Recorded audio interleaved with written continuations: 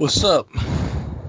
Ladies and gentlemen, welcome back to Around the Leagues, the number one podcast for fans of teams who scored 12 points in the third quarter of an NBA preseason game and still win that subbitch by 7. Welcome back. Let's go, Knicks. And I got something special for you cats today. Ladies and gentlemen, making its podcast debut, my new hat. What's going on, guys? Let's go. I didn't know he did reveals for new hats. I've worn a new hat probably 7 times on the show, but yeah, new hat, baby. Go ahead, soak it in. Just like me with the $1 and $2 bills at the county fair, this hat be flexing. What's going on, Leafs? Let's get it. I mean, I guess do prefer. Cool I prefer snapbacks though.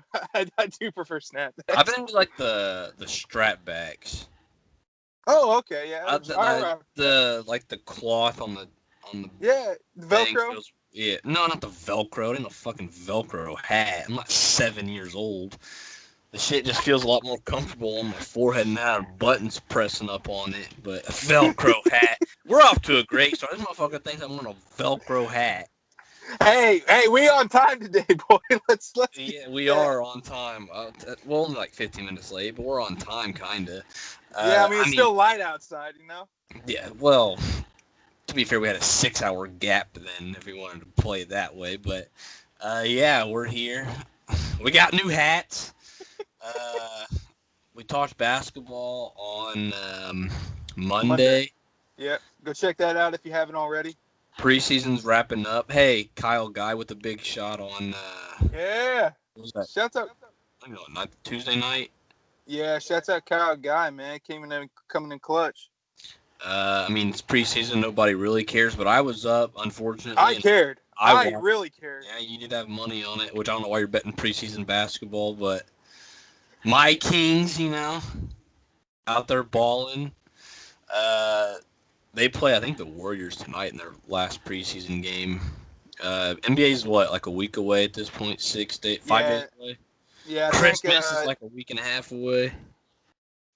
Man, is it really? It's less than that, actually. I think it's only 8 days away. Man, I'm going to have to start shaking boxes underneath the tree. Man, we got to figure out what the hell's going on. Yeah, I feel like I already know what I'm getting, so it doesn't bother me. I'll just save the surprise, but we got, let's see. I ain't got shit today. There's some football today. Obviously, we got to make our picks. You got to watch me just tank this shit like I'm the Jets. Soccer's on tonight. Well, this afternoon. I got to be rocking with that. Gotta take a little bit of a nap. Watch some soccer. Yeah. Play some Warzone, maybe. If you guys have been playing this new season of Warzone, it's dog shit. Yeah, and then other than that, I'm doing nothing. I'm not doing work like I'm supposed to be. I'm not having fun watching any sports. All my teams. I will talk about I didn't pick the Vikings today, so it'll be hard to recap that. But we're definitely talking about this Vikings game. We got to talk Jalen Hurts too, because okay. I'm just gonna jump right into that. Before we can get off the track. We can talk about something else. We can talk about picks later on. I got to talk about Jalen Hurts. I don't know how early in the season we started saying start Jalen Hurts over Carson Wentz.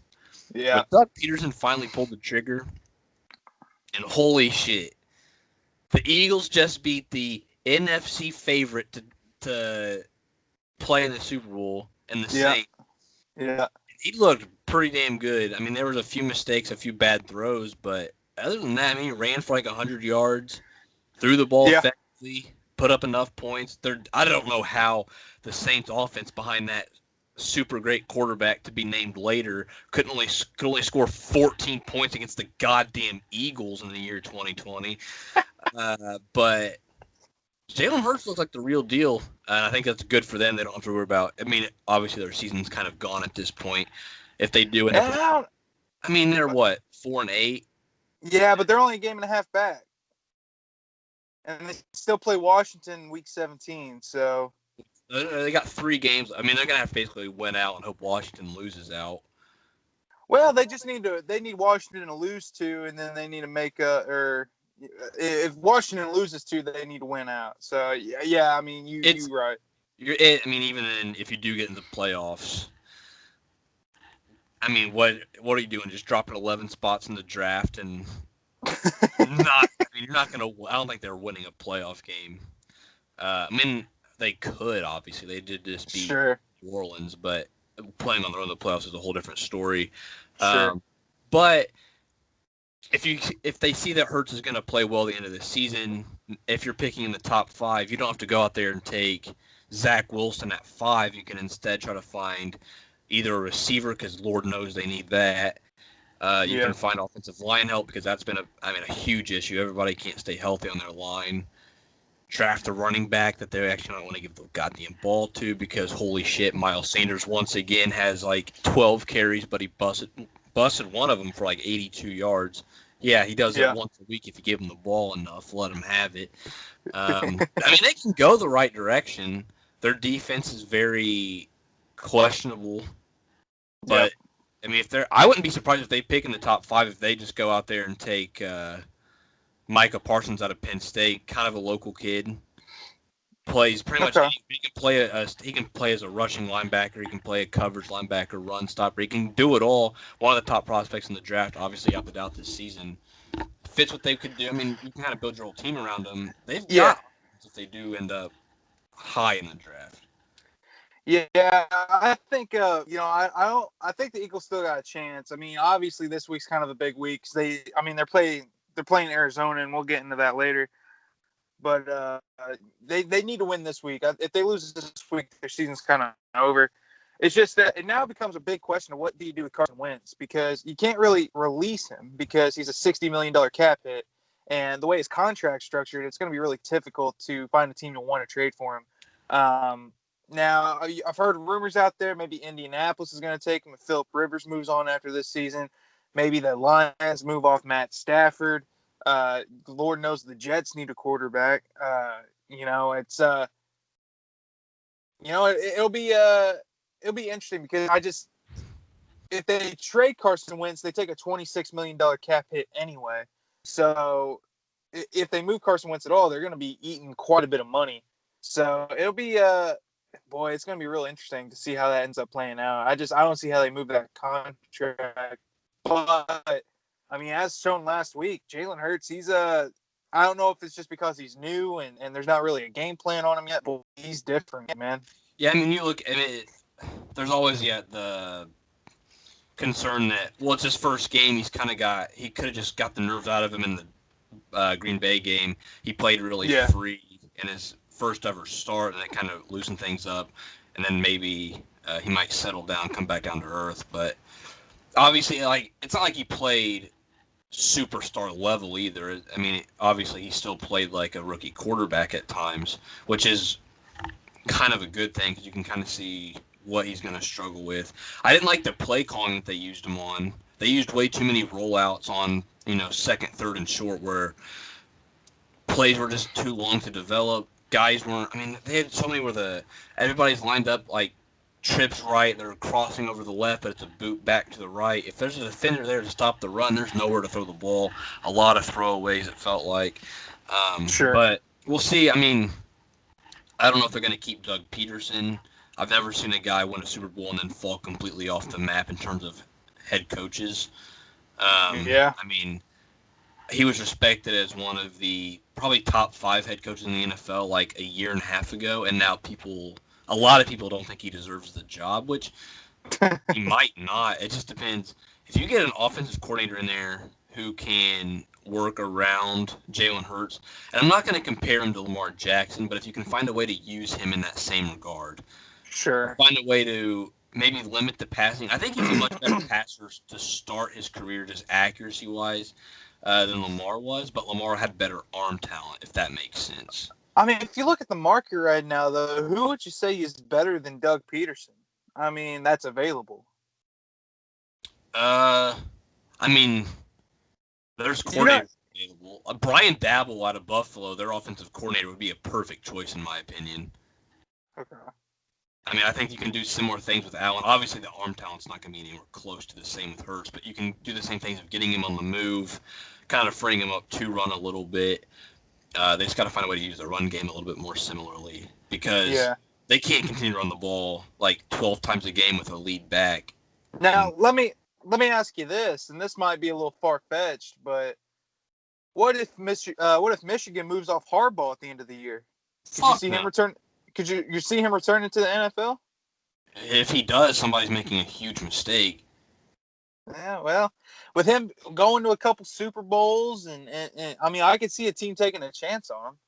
Yeah, and that team's going to be the Detroit Lions, and they're going to be stuck in dog shit for the next however many years. And Matt Stafford's going to get traded to Washington. Yeah. Washington's going to be the favorite out of the NFC East for the next decade.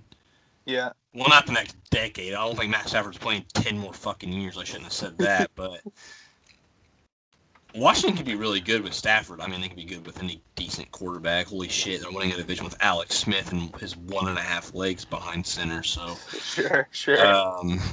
But yeah, I mean, Brian Daboll from Buffalo is a good choice. Bieniemy's always an option out of Kansas City. I don't know what his market's going to be. Joe Brady, the offensive coordinator with Carolina, who was at LSU last year, he's another option. It'd be interesting to see if he gets a job that quick. Sure. I mean, going from basically college coordinator, he was like a college assistant, then he was a coordinator, then an NFL offensive coordinator, and then he becomes a head coach all in the span of like 3 years. That'd be an absurd rise, but I mean, it could happen. Who else? Greg Roman was a big name like a year ago with Baltimore. Not going to happen. He's had a pretty bad year in terms of their offense falling off a cliff.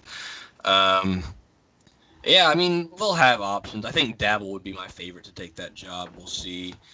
I mean, I respect it. Not even a guarantee Peterson loses the job, but he should. Yeah, the NFC East, hypothetically, it could go from the worst division in football to one of the most exciting in the next 6 weeks. Yeah, I mean, that division, like, it really looked like there for a minute, like a 5-win team was going to come out of that division. And, I mean, Washington has just set the league on fire, winning 5 straight. I mean, they beat Pittsburgh. They beat didn't they just beat San Francisco? Yeah, beat San Francisco. Yeah, I mean, it's not like they're beating these. I mean, Pittsburgh and San Francisco are trash teams, but they're not you know what I'm saying. They're not the Jets. But, right. Yeah. And, I mean, Washington, they've got redeeming qualities. We said at the beginning of the year, this defense could carry them if they had to. And you know, they lost 7 straight. They're on a 5-game winning streak. It looks like they're 1 win away from, you know, if they can make it through this week, they're going to take that division. And honestly, that's not a team I want to see in the playoffs right now. A team that's hot, a team that's got confidence, you know, a team that's rallied around its quarterback, a team that's got, you know, mostly healthy players. Like, I don't want to see Washington. I mean, Philadelphia's got to see them in week 17, but if I'm Seattle or if I'm Green Bay, New Orleans, I want to make sure I get that 1 seed because I don't want to see, you know, I don't want to see fucking Washington anywhere on my schedule, man. Yeah, and Washington, I think, hosts Seattle this weekend, so that's a huge game to watch because, I mean, it's there's playoff implications there for both sides. I think the Seahawks could fall out of the number 1 spot in the NFC West, and Washington could clinch the NFC East, basically. And Washington's a good team. Obviously, I didn't have this high of expectations for them. Then again, them winning the division isn't all that far-fetched considering how bad that division is. Sure. But, I mean, I've been saying it really since the draft when they took Chase Young. Their front 7 is the best in football. And it might be the best. I mean, their defensive line's best group in the entire league. Top to bottom, their front 4 is the best unit of any position, of any team in the entire league. Front 7, you have their linebacking core. Ryan Kerrigan's like their 4th best pass rusher this season. Mm-hmm. That's a pretty good spot to be in. Their secondary is playing at a high level because their pass rush has been so good. They've got 2 stud defensive tackles. Offense has been a good surprise. And keep in mind, it's not like they're winning these like 14-10 ball games. They're scoring points too. And I think that's more surprising than anything because we didn't think that offense was going to do much. They take care or they take advantage of turnovers and they ride the run game as much as they can, and that's what good playoff teams do.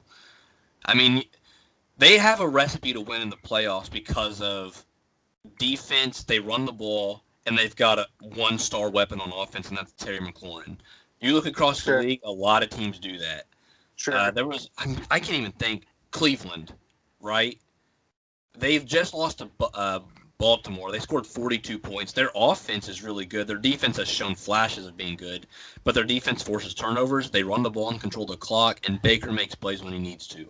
Baltimore defense forces turnovers. They run the ball, and Lamar can make a play when you need him to. And that's exactly what you need to have success in the playoffs if you want to have any sort of chance of beating the Chiefs. The Chiefs do everything right. They played like shit on Sunday, and they still beat the Dolphins pretty handily. Obviously, 6-point difference in the final score, but given Alex Smith's physical disabilities, the guy's still a pretty good game manager. The guy, he hasn't lost too much between the ears. He knows the situations pretty well still. He knows when to hand the ball off, when to dink. He doesn't take too many shots down the field, but he doesn't need to. You know what I mean? He doesn't take too many unnecessary risks. And that's the reason why that team's 5-0 in their last 5 games. I mean, that team has done just about everything you could want to do right over the last month and a half. Like, they deserve a lot of credit for turning their season around. We'll see, because he might not be playing this weekend. We'll see what happens if they turn to Haskins, because he came in, I think it was middle of the second half on last Sunday. So I still really like Haskins. He just has not played well, and we'll see if it's just because he wasn't given the right chance. I mean, before this season, when he was starting, they weren't using Gibson.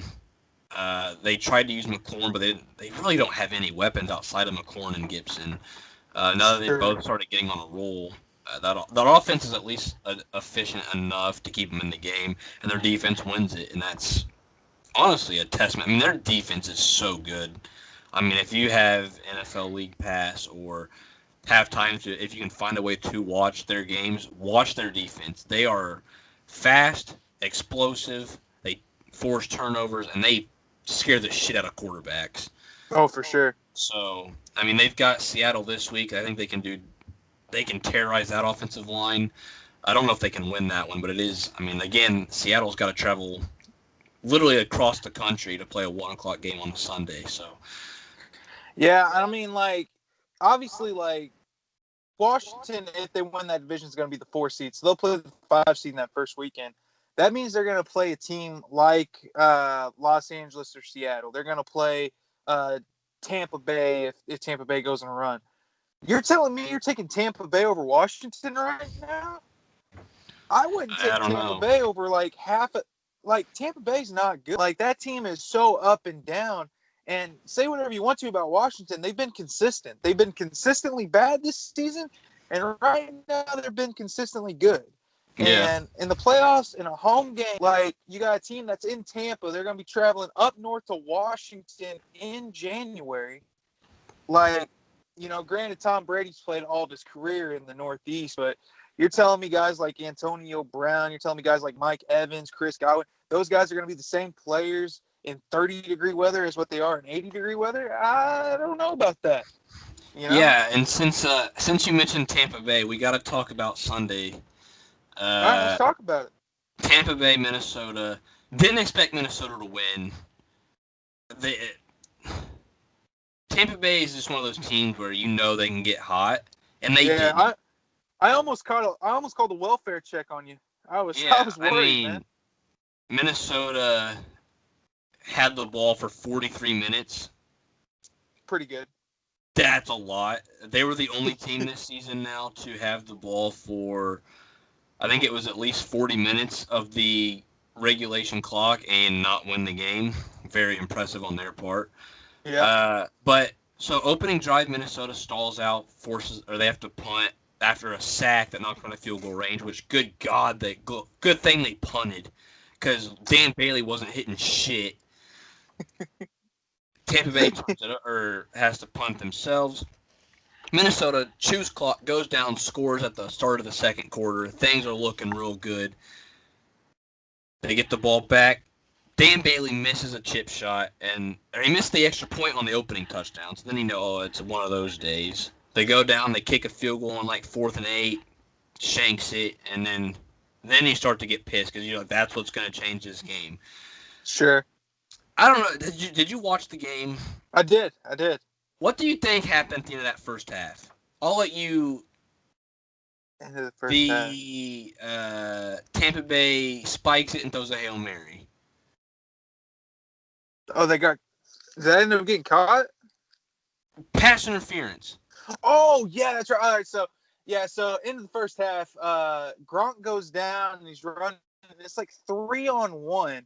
And the way I saw it, I just saw like a slight bump. Gronk sells it. I mean, maybe it was early, but it wasn't early enough to where it was like, okay, this guy couldn't have reset and, gotten his shit back together. They throw the flag. It's 4th and 1, or 1st and goal, and they do the chip shot field goal. They go up 4 at the half, I want to say. 11. They went up 17-6, I believe. Okay, all right. But yeah, that was weird because I didn't think there was much there to call pass interference on because, I mean, they never call pass interference on Hail Marys. No. And that one wasn't egregious. You know what I mean? No. So that's what my biggest gripe was. Well, first of all, the clock stopped at 1 second for like 3 seconds before the spike. Brady didn't catch the snap and spike it. He pushed it like he just pushed the snap to the ground. That's a fumble. It has to be a throwing motion. They didn't call that. Shouldn't even had the chance for the final play. I've always said you can't call a Hail Mary differently from the regular or from any other play. Just because it's the last play of the game, you can still call penalties. That should be the thing. But it's never been called. Yeah. They said it hasn't been called since at least 2009. I'm not kidding. When Brady spiked it, I looked at my dad and I said, $20 says they call the first ever pass interference on a Hail Mary. And that ball goes in there and you see that stupid flag come out. My dad starts laughing and goes, holy shit, you called it. I mean, it's absurd. Like, it's going to happen. Goodell's at the game. I don't want to call, like, rigged or whatever, but come on now. A lot of things were fishy in that game. They didn't show the replay of Minnesota's first punt return. Chad Beebe, which don't get me started on him, catches the punt, gets tackled, and as he's getting up, like a good 3.5 seconds after he goes down, a dude comes flying in, dives helmet to the side of the head, and just lays him out. No penalty. They said, oh, we didn't know he was down by contact. He got tackled in open field and was just laying there. Like, how do you not call it? It was just officiating. No, it's always been bad. A couple guys get their calls and that's it. Yeah, no, that was a weird game to watch because it felt like, especially every time that like Dan Bailey came out, it was just like, man, like you had that feeling like this one's going right, and then sure enough, well, I mean, he had the one didn't even come close to hitting the net. Like he barely kept that bitch in the tunnel. And like they show him like, oh, are they gonna kick it? It's 4th and 2.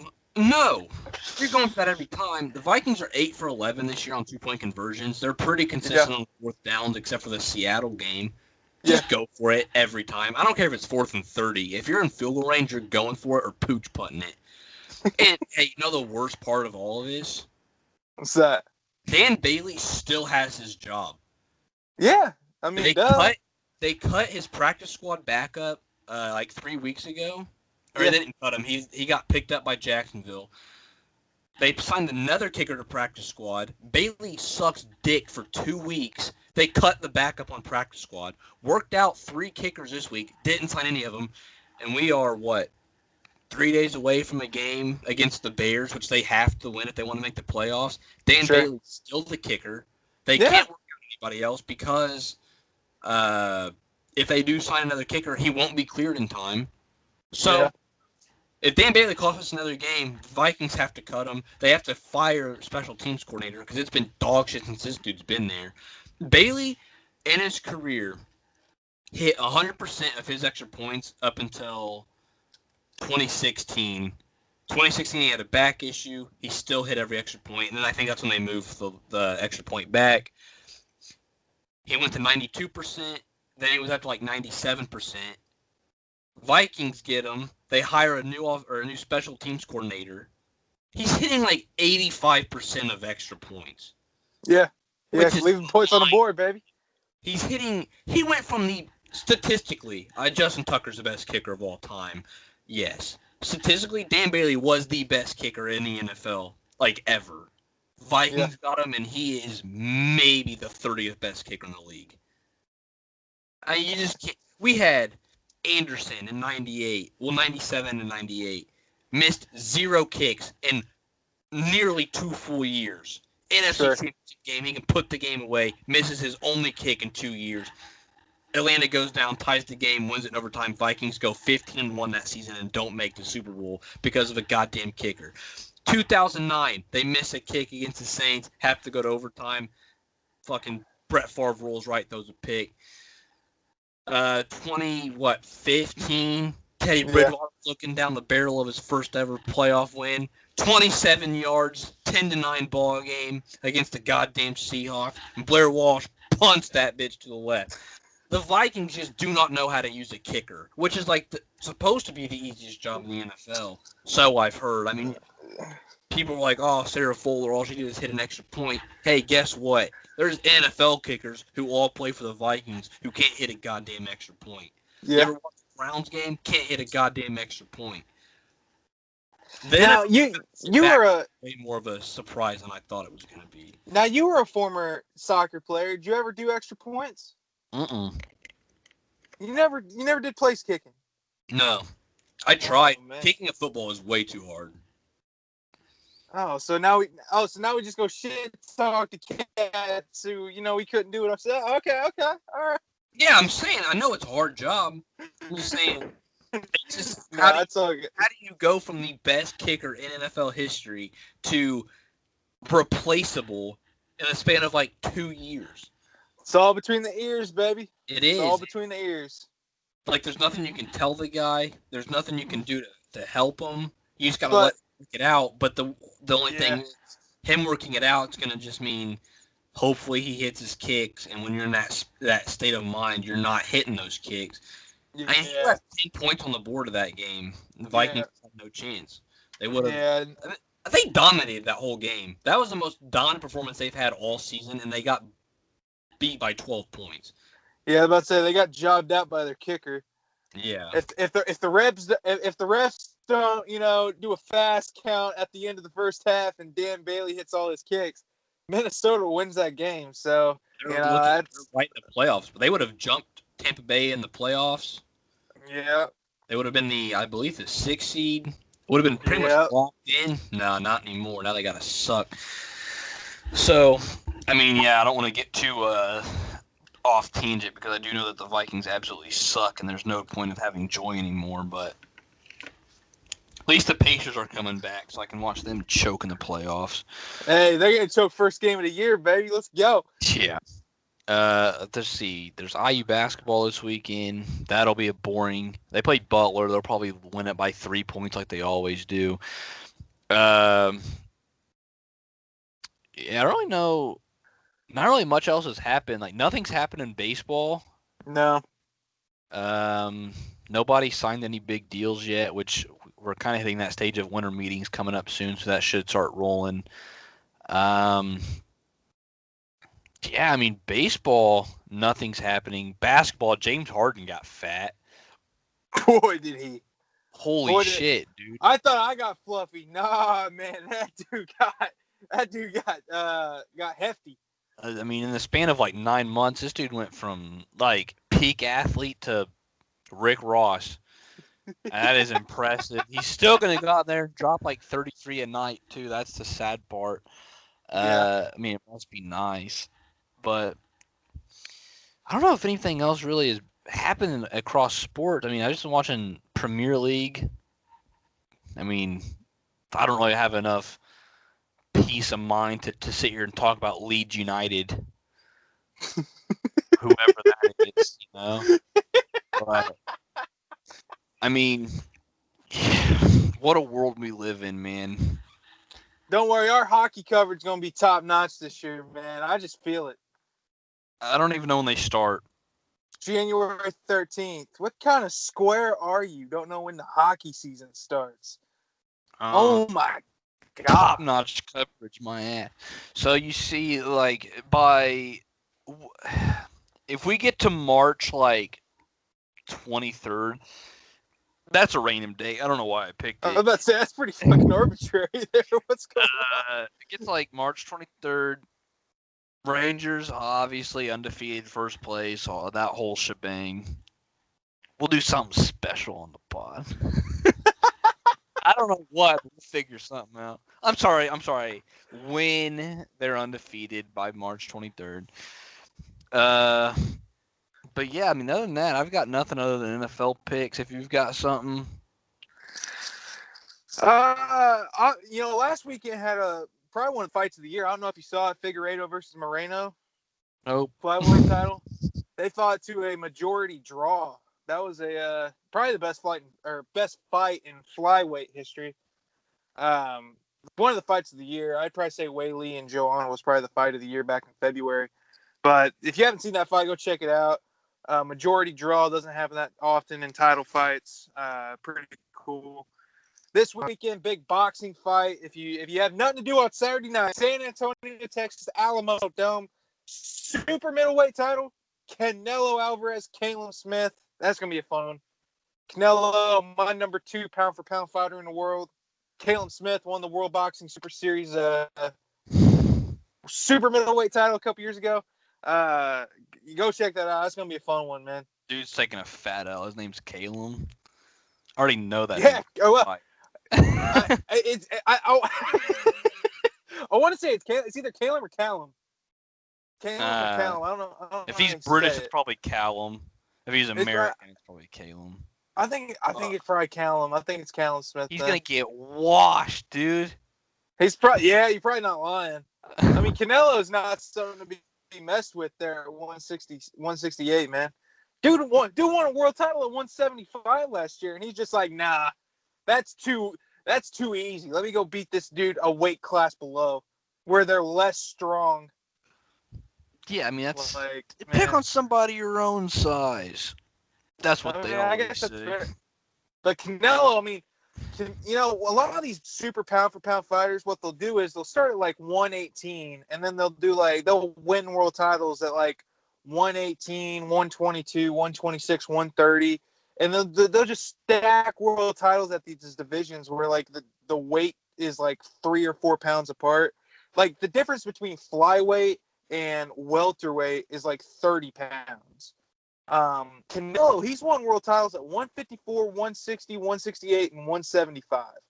Like the difference in power in size alone between 154 and 175, like you had Floyd Mayweather winning world titles at 154 as a super undersized guy at 154, and then you got these fucking behemoths at 175 who could just end your life if they really wanted to.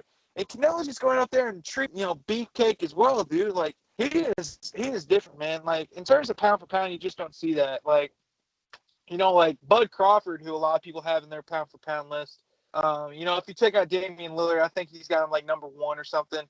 I mean, he's won world titles at like 130, 135, 140, 147. Like, that's cool. But, like, all those guys, like, they're all kind of the same size because they all start at the same and they kind of end at the same. Like, 147 is kind of the premier weight class of the sport, really. I mean, that's the weight class where Floyd fought the majority of his career at. That's where Pacquiao currently fights. Bud Crawford, Errol Spence. Kell Brook is in that weight class as well.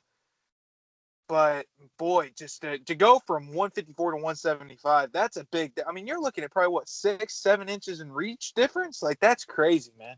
That is crazy. Yeah. But yeah.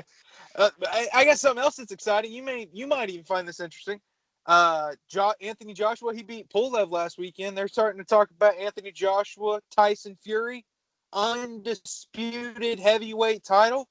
That one, hell, that's probably a $500 million pay-per-view, man. Nice. That's a lot of money. I can't afford to pay for that. Oh, I'm sure you could, man. We can get the GoFundMe going, you know. But I could stream it. I've got streamers. Legal streamers. Oh yeah, guys, we don't condone anything illegal, remotely illegal. So no, pay the athletes. Bro, I've got NBA League Pass. I'll be watching every NBA game. You know. Yeah. Get all the services. You deserve it. Treat yourself. Got NHL TV. You know. I got MLB TV. We got Sunday Ticket. I actually do have Sunday Ticket. You got. I mean, I don't know why you're saying you actually have it. I presumed you did. Like, I don't know why you have to clarify. Point. We definitely have all of them. Let's see. Got the college package. You know. got everything. I mean, yeesh. One thing I will say though, like ESPN Plus, I don't know if you have that. They got so many games on ESPN Plus now. Like you can watch like Monmouth versus Loyola, like two games or two teams like you would never care about, and like for some reason they're playing like on an ESPN platform, and I'm like, what the hell? Like, yeah, why? The Ball State game last week was on ESPN Plus, and then their feed cut off at the end when it went mayhem. Which I don't know if you saw how that game ended. Oh, was that the football game? Yeah. Yeah, I did see Ball that. lateral, and everybody's on the field looking like Stanford in '85 or whatever. Yeah, looking like absolutely clowns, wild. I guess technically college football, there is some big stuff this weekend. We got, I believe this weekend is the ACC and Big Ten championships. Yeah. Indiana got rescheduled to play Purdue, and about 12 hours after they rescheduled it, canceled it again. Yeah, my picks. Ohio State blows the shit out of Northwestern. You know, and I'm actually glad you brought this up. We need to talk about the college football playoff. We've been sitting here talking about Cincinnati the whole year, saying these guys need a chance. They are getting jobbed out by that committee, dude.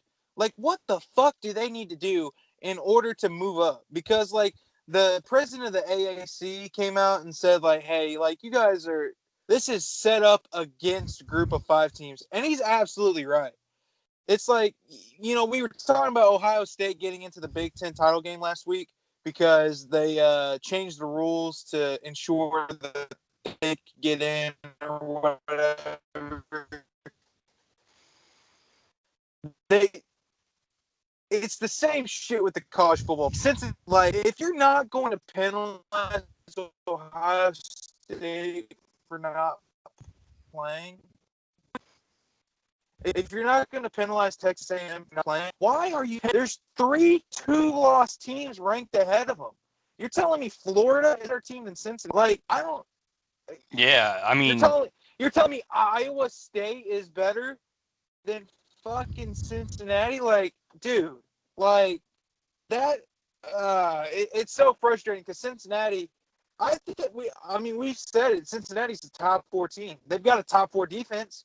They got a defense that could go toe-to-toe with Ohio State, Alabama, whoever you want to go with. They got a defense that could do it. Their offense, yeah, maybe they'd have some trouble scoring points. Give them a fucking chance, man. Like, this has just been rigged, dude. Like Clemson and Notre Dame play this Saturday, right? You're telling me if Notre Dame loses that game, they're dropping out of the top 4? No. You're telling Unless they get blown out by this point. 7. Well, at this point, even if Clemson loses, I'm not sure they drop out of the top 4. Like, what the hell is going on, yo? Yeah, I mean, Florida's got 2 losses, and one of them was on the road to A&M, which is fine. I'll count that as a quality loss. They just lost at home to LSU, who isn't good. Like, yeah, LSU last year, best team in the country, probably best team in history. This year, they lost about every single person. I thought they were still going to be all right. No, they suck. They went into Gainesville, beat them, and Florida didn't drop. Iowa State is what, 8-2? Something like that. Yeah. They lost to Oklahoma State. Yeah, not a good team. They lost by 3 scores to Louisiana Lafayette. Yeah, not And a you're good telling team. me they're the either. 6th best team in the goddamn country? That is mind-boggling. And yeah, I'll say it because I'm an IU fan. I'll homer it. Indiana should be ahead of Iowa State by a mile. They should be ahead of Florida. Indiana moved up Jared one just spot this. called me. Did you see Jared just ended up calling me? Sorry about that, Jared. I'll call you back. But yeah, no, like Cincinnati, like goodness great. Like I get like they had a little difficulty with UCF, but like what the hell is going on? This team, like man, again, they're not going to get a fair shake come New Year's Day because whoever they end up playing is going to look at them as like a pity game. You know what I mean? Like, oh, you know, I guess we're the team that ends up having to play this, you know, group of 5 team or whatever. Like, that Cincinnati team's real, and I just hate that they're not going to get a chance to show it, man. Yeah, I mean, they have not had a close game outside of UCF. I mean, they beat Austin Peay by 35, obviously. Beat Army by 14, which Army, I think they were ranked early in the year at one point. Blew out South Florida, blew out SMU, blew out Memphis, who is widely regarded as one of the best teams in that conference. Beat Houston by 28, beat Eastern Carolina by 38. Beat UCF, and they've got Tulsa Saturday night in the conference championship. Tulsa's 23rd in the country. Cincinnati, if they beat them by 30 points, I don't know why they wouldn't move up. But then again, that would be their only ranked opponent this season, so that does factor in. Yeah. The rankings. I don't know why Texas A&M is number 5. They're not playing in the conference championship because they lost to Florida. Florida gets to play Alabama, and Florida can't get in the playoff. There's no way, even if they beat Bama, that they're jumping up there with 2 losses. Sure. A&M can't move up because they're not playing in a conference title. They're playing Tennessee as basically their faux championship week game. Congrats, you beat Tennessee, who hasn't been good since 98. Yeah. The rankings just don't make sense. I don't even know let's see, what's the full ranking? College football playoffs. Hang on a second. That can't be accurate. Why did it go to 2017? Bama's clear-cut number 1. If Clemson beats Notre Dame and Notre Dame jumps to 4, good God, Alabama's beating them it'll be just like that national championship a handful of years ago. It'll be just like Notre Dame Clemson last year. Notre Dame is a fraud in the playoffs. I don't know why we keep trying it. They are going to go in and they're going to lose by 30 points to the best team in the country and say, well, yeah, but that's because Clemson also lost to that team. Yeah, by 3 points. Okay, you guys were down 38-0 at halftime. Yeah. Yeah. Slow your horses. Iowa State, get the fuck out of the top 10. Georgia, they've played 4 quarterbacks this year. They're not number 8. Oklahoma 7-2. They're number 10. Don't get it. They're going to beat Iowa State. They're going to jump up to 5. They're going to pass A&M. They're going to just barely miss the playoff after a dog shit year from them. Yep. Coastal Carolina at 12. That one's fine. They're not insanely good, obviously. I think Cincinnati's the best group of 5 team in the country. Yep. USC, get out of here. They're playing the Pac-12 championship at 5-0. Get out. Pac-12 is not playing in the college football playoff. Louisiana Lafayette's 19th right now. Texas, hey, listen. Texas is 6-3. Yeah. Why are they in the top 25? Because they're named Texas. Bro. San Jose State is in the top 25. God, dude, I'm so lost. Yeah. I mean, the BCS rankings, at least they weren't biased. You know what I mean? Like, they had computers involved, and they had 3 different rankings and all that shit. if you just did that and made it a 14 playoff, Makes I think a you lot would of get. sense. I mean, it gave teams like Boise State and TCU a chance. I'm just saying. You know what I mean? Yeah, and if they lose, then sure. But they'll say like, "Oh, well, they lost in." This is what I really don't understand. Oh, but the last time a big team played a smaller school, they blew them out. So why should Cincinnati get the chance just because UCF wouldn't have hung 5 years ago? Yeah. Fine, if that's your argument, stop fucking putting Notre Dame in the top 4. Sure. Because they every year it's the same school that's not showing up. It's not even same like size schools. Sure. If you're gonna put Notre Dame in there, you got to put Cincinnati in there because Notre Dame literally. Can you like find Notre Dame playoff scores? Because they have not been close. Football record by year? That's not what I want. Let's see. 2018 is when they got blown out. 2017? How'd they do in 2017? If I can't find this real quick, I'll stop. But I just wanted to see because they are not good.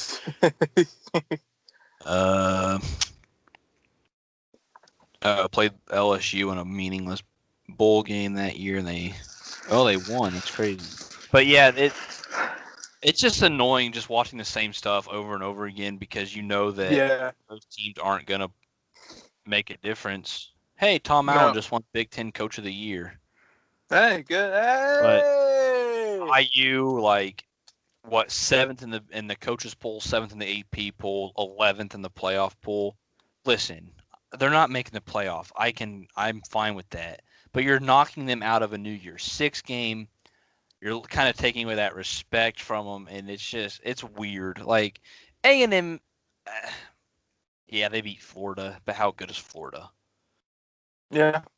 Or they beat, I don't even know who they beat. They might have lost to Florida. I don't know. A&M being number 5 and being the quietest number 5 team of all time is so funny to me because there's really no way they can get into the top 4. Why are they still at 5? Sure. Cincinnati at 5. You can even put Florida at 5 if you wanted to. That way, if they do win the SEC, they get in. But yeah, doesn't make any sense. College football is a broken system. And I mean, never forget the year TCU was number 3 going into championship week, win by 50, and then get dropped to 5. Yeah. Like the whole shit's rigged, dude. I'm pissed off talking about it. Let's get to our NFL picks. Luke, how are we looking this year in terms of picks with 3 weeks to go? All right. So let me find it real quick.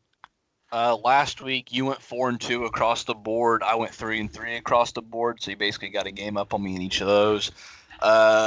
You hit your lock. I didn't. If you put money on that, congrats. You had very easy odds. You won probably 7 cents for $10. The season, you're 3 games up on the money line, a half game up on the spread, and 5.5 up on the locks, which means locks are done. So, yeah, the interesting thing, which you guys will see this week, again, we pick completely separately. A lot harder to make up ground this week because a lot of our picks might be very similar. Might be. There's some differences in there. There's like 2 differences, big time. But yeah, last week that Baltimore game kind of saved my ass. Yeah, it was getting ready to be a pretty big swing there for a sec. Swing in that one. Missed my lock last week because I thought Carolina's defense, which has been playing really well, was going to not make Drew Lock look like a goddamn MVP candidate. Which, hey, I like Drew Lock. You guys know that. Didn't think he was going to pull off, best game of his career against Carolina. Yeah. Last week's games were actually really good. It was Thursday night, the Rams game. They blew out New England. Love the Rams. Rams are my favorite to come out of the NFC, I think. But this week, we got football tonight. Chargers on the road against the Raiders, I believe. Raiders My dogs are barking. You can hear it in my bed. They suck. I hate them. The Raiders looked like the worst team in the league last week. And that's the whole thing is like, are the Colts good? I don't know. Because they play the Titans and get blown out, and they play the Raiders, who are a playoff team, and they blow them out. Yeah. The Raiders do not have a defense. You might as well just throw out 11 guys from the bleachers and hope that they can stop them. They don't have anything. They're down 4 starters tonight on the defensive side. 3 of them have concussions, which, holy shit, if that isn't peak Raiders. Chargers are 3-point dogs.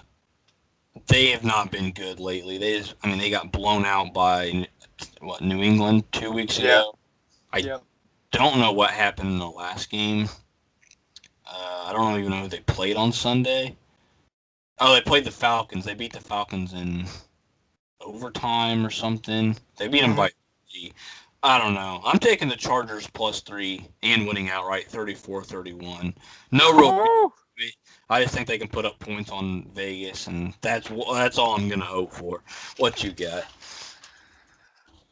So I got Las Vegas -3. They're in the middle of a playoff run right now, or trying to make playoffs. They lost to Indianapolis last week. They're going to be in a fight with Baltimore for like the 7 seed.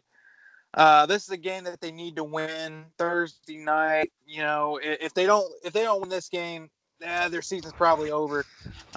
With that being said, I think you're going to see an increased sense of urgency. I think you're going to see Josh Jacobs, Derek Carr. I mean, if they're ever going to make plays, tonight's the night they got to do it. I think that coming off a short week, I don't know if Los Angeles is going to be that sharp on the offensive side of the ball. I think they're going to struggle to put up points. Give me Las Vegas -3. I got this one 31-21, under 52.5. Interesting. I mean, this game, it could honestly go so many ways. We've seen the Raiders look so good at home. But then last week they were at home, and the Colts ran it down their throat for 4 quarters. Yeah. And they gave up deep shots to T.Y. Hilton. They're just one of those teams where you just don't know what they are. And that makes it hard to gauge how good other teams are, because they hung in with Buffalo. They hung in with the Saints. They beat Kansas City. They kind of hung in with Tampa Bay there for a while. Yep. And then they just get blown out by Well, I was going to say, they really just play to the level of their competition. You know what I mean? They don't put away bad teams, but they've shown the ability to beat really good teams. And so, you know, it really just depends on how motivated they're going to be. You know, they have the potential to come out there tonight and win by 2 scores. I mean, and they could put the game away by halftime if they really wanted to tonight. But, you know, what kind of motivation are you going to see out of that offense? Are you going to see the offense that kind of looks like it's going through the motions, overthrows 10-yard passes, you know, overshoots receivers? I mean, it just really depends on what you're going to see out of Las Vegas. That being said, I think they just have too much to play for. I think, you know, their season rides on tonight's game. And with that being said, I just think -3 is the way to go here. I mean, you're probably not wrong, especially being the home team on a Thursday, but I think, I don't know. Just give me Justin Herbert, I guess. Give him one last hurrah before he takes Rookie of the Year. Monday night, is that the Pittsburgh game? Yep.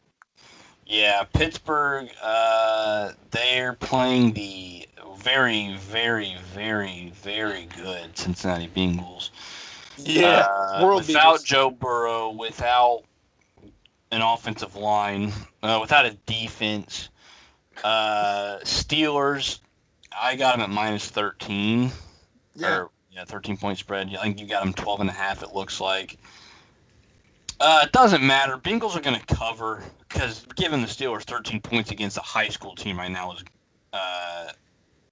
questionable. They can't run the ball. They're averaging like 55 rushing yards a game over the past however many weeks. Hey, can't do that. No.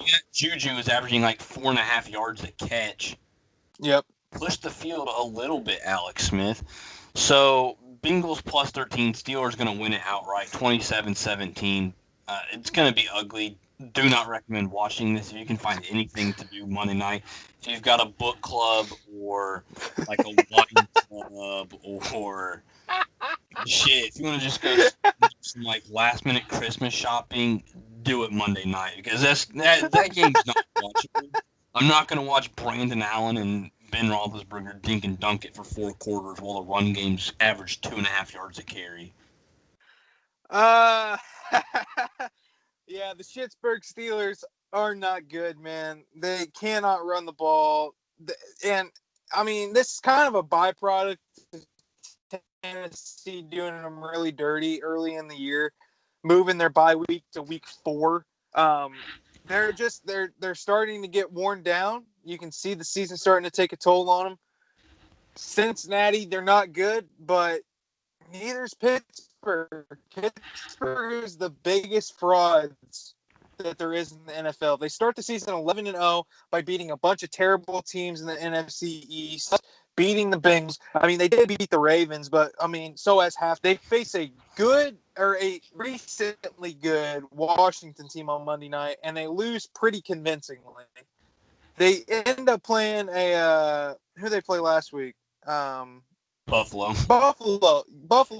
They played Buffalo, who's probably been the best team on their entire schedule, and Buffalo made them look like amateurs. I mean, Pittsburgh does not deserve to be nearly 2 touchdown favorites. I got Cincinnati covering. I'll give Pittsburgh the benefit of a doubt. It's a 1-score game. Pittsburgh 24-20, over a 40.5. This is a go to the grocery store. Go take care of your business. Whatever you got to do to get ready for the rest of the night, do it during this game, man. Like, take you a shower, some dinner, maybe call your parents, your grandparents, let them know about holiday plans. Like, whatever you got to do to prepare for Christmas, like you said, do it during this game. This one's going to be a rough one. Sight for sore eyes. Very nice parting gift for the holidays. And I guess to get into holiday spirit, there are games Saturday as well. And since, that's before Sunday, so look at that. I know schedules. Buffalo is playing Denver, who just put on a pretty good performance offensively against Carolina. Yeah. Denver, I thought, was going to be a playoff team coming into the year. They just battled injuries, obviously. Von Miller, tore his Achilles right before the season. Cortland Sutton tore his ACL. He missed the season. They kind of lost their weapon on offense. Their O-line's not great. Defense hasn't been good, but it's getting there. They've got a lot of young guys that are trying to get reps in. I like Denver moving forward. I don't know if they're going to keep Drew Lock beyond this year, but Buffalo -6 at home on Saturday night just seems like a gimme. Give me Buffalo 27-17. I don't love Buffalo. I think that they're a very good team, but they're like my 3rd or 4th favorite playoff team out of the AFC.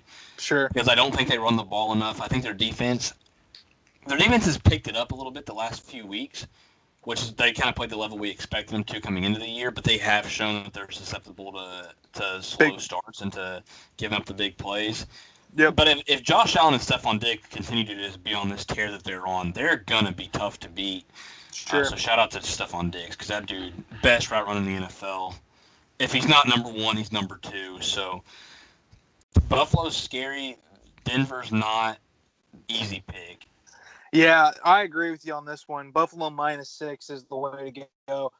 Buffalo right now, they could, it's going to take a couple slip-ups from Kansas City, but Buffalo could end up playing for a 1 seed come week 17. You will get into it later on with Kansas City's opponent this week, but Buffalo -6. They're 2 games behind Kansas City. They're 1 game behind Pittsburgh. They got a chance to, at the very least, 2 seed the AFC side of the bracket. They're a hot team right now. They're a Hail Mary away from winning their last 7. This is a team that's playing with a lot of confidence. Denver, just short week. Team doesn't have too much talent. There's a big difference between playing the Panthers and playing the Bills, and they're going to find that out Saturday night. Buffalo 28-20, under a 50. This one should be pretty straightforward. Give me Buffalo. Yeah, I'll watch that game. Not excited about it. I think the Panthers and the Packers play after that one on Saturday. And then Yep. next week we've got Friday night football, so we'll have to figure out something for that as well. Gang. But I'm going to save the other two picks. I'm going to jump to one that we didn't pick the same. Yep. Our fourth games of the week. Where'd you go with number 4? So I went Sunday Night Football, the Cleveland Browns against the New York Giants. Cleveland's -5. They should, they had Baltimore on the ropes last week. New York, they are playing for a lot right now. They're playing for a division. Cleveland right now, they're playing for their playoff lives, really. I mean, I believe they will get in. I mean, they have 9 wins, so, you would hope they would get in. Yeah. I got this one 28-22 over 44. I don't think they're going to put up nearly as many points as what they did on Baltimore. I don't think it's going to take nearly that many points to beat New York. Cleveland, they've got a really bad habit of playing to the level of their opponents as well. They're the only team in the league that is like 9 wins or better with a negative point differential. I don't know how you can be 5 games above 500 and be 20 points down on point differential. They win a lot of close games, but when they lose, they get blown out. They lost to Pittsburgh and Baltimore this year, like 38-7. And those 2 losses alone, all their wins combined haven't been able to make up for the point differentials lost in those 2 games. And so they know how to win close games. This one here is going to be another close game, barely close enough to cover the spread. Give me Cleveland 28-22. Yeah, I think that's a pretty much a gimme. I think the Giants don't have Jason Garrett this week, so Freddie Kitchens is calling the plays for Colt McCoy. Yep. If the Browns don't beat the dog shit out of the Giants, I'm going to be so pissed. I mean, this would be the Odell game. Obviously, it's not because he's out, but good God, dude. Take your money to the bank and get Browns -5 before it's over, because that spread should not be how it is. I took a different approach. I went Miami at home against whoever they're playing. I didn't even look. New England, I believe, actually. Miami -3. They always seem to pull off a win against Belichick in Miami. Yep. And they're on a heater. They did lose to Kansas City, but they gave Kansas City fits. They had, I think, 3 interceptions on Mahomes. Yep. Their defense is one of the best in the league. Xavier Howard should be Defensive Player of the Year if it's not Aaron Donald or T.J. Watt. That's a tighter race than I thought. But Dolphins' defense is insane. Offense can get going if they can just stay healthy, but that's been the big issue. -3, Dolphins 24-14 winning it. Should be an easy. I don't think the Patriots can score. They can't score against the Rams. They're not going to score against the Dolphins. Yeah. Not really a whole lot to say on that one. I think it's just Brian Flores, a Brady or a Belichick guy. I think he's going to continue to roll. They're on the verge of the playoffs. I don't know if they're in right now, but they should be by the end of the season. This is a huge win for them. Get that divisional win, and obviously improve the record. So Dolphins -3. I rock with it. So this is a game that we did pick the same. I think we got different picks on this one. Philadelphia, Arizona. Arizona 6-point favorites over the Eagles. I'll go ahead and go first. I got Philadelphia winning this game outright. I got Philadelphia covering and winning outright 29-24 over 49. Arizona is a bad team. I mean, let's be real. The only win they've had in their last month and a half is on the Hail Mary. And they're too up and down. I think Philadelphia, they got some motivation right now. They got something to play for. I think they're rallying around their quarterback. I think they're making a last-ditch effort. I think they got a big chance to make up some ground this week. They know they're a game and a half back of Washington. Washington plays San Francisco. Washington plays Seattle this week. That's a game Washington could easily lose. If Philadelphia can win this game, they control their own destiny because they play Washington final week of the year. Philadelphia, this one has major implications, as we talked about earlier. Philadelphia wins outright. Tell your bookie keep the points, 29-24. Yeah. I debated back and forth of who I wanted to win this game, or who I wanted to pick. I've got Eagles covering. I've got the Cardinals winning it. I am not confident the Cardinals do win. I think it's very plausible that Philly does pull it off. We talked about it. Jalen Hurts has been a very nice addition to that offense. They should have used him a lot earlier. They're going to have packages for him, and he went out and played 2 snaps. But Arizona is just one of those teams that they're like the Raiders in a way of like you just don't know what you're going to get, and it's been a sloppy stretch for them. Eagles, their defense is okay. They've made strides the last couple weeks. Offense can take another step. Obviously, it wasn't completely the weapons' fault or the fault of the weapons. I don't know. That sounded weird. With Wentz in the game, obviously drops were a big issue. I'm not going to sit here and act like Aguilar didn't drop it, but their team is so weird. Rager is finally getting involved after he battled injury. Arcega-Whiteside, he's not on the team next year. Goddard, very good. I love Goddard. Just give the ball to Miles Sanders and Boston Scott a little bit more. That's all I'm asking. I've got Cardinals winning 27-24. Do not consider the money line at this one at all. But Eagles +6 seems like a gimme. Yep. I do really like that. And so Philly, give them like a year, maybe 2, and they're going to be back to where they were in 2017. It's just a matter of getting the right pieces in there. And then I'll look at head coaches too. I've got it pulled up of different head coaches that they could look at, but maybe I'll dive more into that next week when I have a little more time. But that leads us into our final pick, our lock of the week. Remember, Jalen Hurts, we just talked about it. He just went in and beat the quote-unquote the class of the NFC, the New Orleans Saints. Yep. Saints are 3-point underdogs to the Chiefs this week. Oh, good God. The Chiefs are beating the dick out of them. Dude, the Chiefs are going to annihilate them. If Taysom Hill starts, that -3 needs to drop to like -43. Okay? Taysom Hill can't compete. That defense is going to get him fit. He is so... Listen, I know I rag on him a lot. I know it. Everybody knows it. That's my thing. That's my niche. I get it. Gimmick. Yeah. But listen, I'm not trying to like stir the pot or have any sort of bias to dispute this fact that Taysom Hill's not a good quarterback. We know he's not. Okay? The guy is very flawed in the pocket. He's too antsy. He doesn't understand. He can't pick up a blitz. He tries to run too quick. He doesn't see backside rushers. He takes way too many hits. He gets sacked a lot. His speed only comes into play when it's a designed run. If he's trying to get out of the pocket, I feel like he gets run down every time. Decision-making on the move is horrid. The Chiefs are going to make a bunch of problems stick out.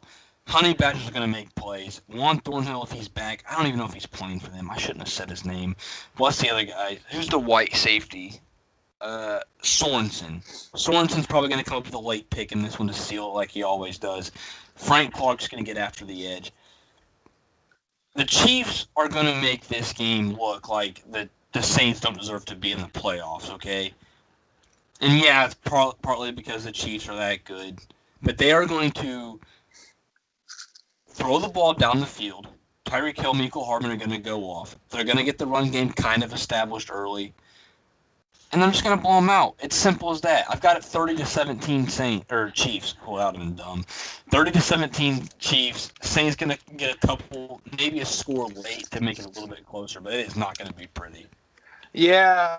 So keep in mind, Luke's only lock that he's gotten right in like the last 2 months is the week that we shared the Buffalo pick a couple weeks ago. I'll tell Luke, hey, he's going to get another one this week. We're also taking Kansas City -3. Go ahead and take this one to the bank. Your boy King. I agree with Luke on this one. I mean, Kansas, I don't. If you look at their last 7 games or whatever, they've won every game by 1 score. I think. The team doesn't. They win games, but it's not like they put their foot on your throat and just put you away. Yeah. The Saints are gonna hang around. I think they might score a touchdown or two late to make this one score game. I got this one 34-27, over 51.5. Patrick Mahomes, these guys, 2 weeks ago we didn't know if they were going to be the 1 seed. Now it looks almost like a damn lock. They're going to end up being the 1 seed. I think if they win this game this week, the only team that could potentially keep them out of being the 1 seed is Pittsburgh, and we've already talked about how Pittsburgh could easily lose come Monday night. Give me Kansas City 34-27. This one is going to be a bounce back game for Mahomes. Boy, -3. I don't know who is smoking what. This one should feel like -6, -7, somewhere in that area. Yeah, I don't understand how that one's only 3 points at all. And the Saints will be turning around and playing on Christmas Day, so 5 days rest after this one. Tough stretch for them to end their season. Sucks, man. I feel so bad for Saints fans. They deserve nothing but respect and love. Jesus. I gotta save my energy for Christmas because I hate them. I hate them. Yeah, they looked like ass against the Eagles. I fell asleep on my couch, and I heard Taysom Hill throw the pick. I heard him say, Duke Riley with the interception, blah, blah. Dude, I jumped out. I was up. There's nothing I love more than to see this Saints team just not be as good as what they claim to be. And it's the same story every year with them. They start the year with a couple losses, and it's like, oh, are they going to struggle? Then they win 9, 10 in a row before the end of the year. Yeah. They slip coming into the playoffs, and they lose in the first or second round. It's every year with the same shit. When you come back the next year, the Saints are the favorites to win the NFC, and they never do it. Yeah. They're frauds, okay? Their offense is not good. Oh, congrats, Michael Thomas is coming back after injury, and he gets 25 targets a game, and he catches 11 of them for 100 yards. Big deal. That's the only pass offense they have. Taysom Hill can only throw the comebacks and the short crossers. Other than that, he did throw a deep ball touch onto Emmanuel Sanders last week. I forgot, dude's got elite arm talent. I mean, good God, their team. You take away Jared Cook and you put a tight end in there who's not going to catch every 50-50 ball, yeah, that offense is nothing. Just in 4 games with Taysom Hill at quarterback, Kamara has 3 catches. Yeah, it do be like that. They throw nothing but screen passes. Get it to your best player. Stop throwing screens to Latavius Murray. I love Latavius Murray, okay? I do. He's not your best weapon. Give it to Kamara, and he will score 9 times out of 10, it feels like. Just give him the ball. Stop forcing it to Emmanuel Sanders because he hasn't been good in 6 years. I'm just kidding. Emmanuel Sanders is very good. Don't force the ball to Troutman. I like Troutman, but he's not ready. You can't just force targets to these guys. And stop expecting Taysom Hill to be a game changer. He's not some gimmick. He's not some, we've never seen this before. No, we have seen it before. And it gets shut down. It's been 3 weeks. It took 3 weeks of play against 3 bad teams. 2 of them were the same team, the Falcons. He played the Falcons twice. And then the Eagles figured him out. It's not that difficult. Yeah. He's not good. Stop fronting it. I thought you had a good tweet last week when you said Jalen Hurts is everything that Saints fans wish Taysom Hill would be. I thought that was funny because in 3 weeks, whenever Jalen Hurts gets figured out, we'll be saying the same shit. As Philly fans, same cycle. But Hurts came in, ran for 100 yards, threw for 150, something like that. Took care of the ball and scored and got his team enough points to win. Taysom Hill doesn't do that. He runs the ball for he picks up chunk yardage on broken plays. But you can't respect his arm. I'm sorry he outdueled Kendall Hinton, or whatever that dude's name was. Yeah. It's just, he scored 21 points against the Falcons twice. Yeah. There's just I don't know what you guys have to see before you stop coming to my mentions to tell me that Taysom Hill is some superstar. He was undrafted for a goddamn reason. He got cut by the Packers for a reason. He played fullback and special teams for a reason. The dude's not a goddamn franchise quarterback. Yeah. Okay? Stop get his money, though. running him like he's Lorenzo Neal in fucking 2003 and maybe let him take. The dude had like 17 injuries in college, and you're sitting here running him through. He's trucking dudes at 30-something years old. He's like 31. And he's the future of the team. No, you're not going to sit here and throw your franchise quarterback into a dog pit and smashing dudes play after play after play, taking sacks, not forcing the ball on the field, and beating the only team he's played against. He's not a franchise quarterback. That said, he's probably going to be on the Vikings next year. I'm going to have to freaking figure something out. Do I just pick a new team?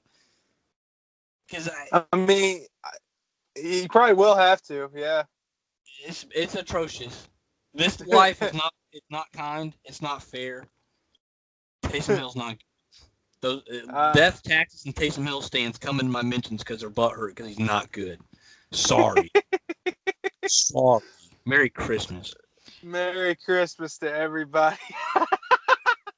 That's where we should probably end it this week. Next week, obviously Christmas week. Next Thursday is Christmas Eve. We'll figure something out. We might go on Wednesday next week. Hell, we might go on Thursday. I'm not sure. We'll figure something out for you. You want to go Wednesday and do because that's night Pacers next game. Oh, yeah, we can do that. Wednesday morning or something. Yeah, we can do that. Yeah, I'll rock with it. Boom. Hey, get podcast on Wednesday, all right? Yeah. Hopefully we'll see what happens. But other than that, we'll be back next week. Hopefully picks will be wrapped up next week. Hopefully I'll clinch it. We'll see what happens. But no, other than that, I don't got anything else. You got anything, Luke? No, I do not. All right. I'm good. All right. Well, we will see you next week. Happy, not Merry Christmas yet. Obviously we'll see you one more time before Christmas, but we'll be back next week to talk to next and how to beat Pacers. So, we'll see you on the flip side, guys. Hell yeah. All right. Peace out, fellas.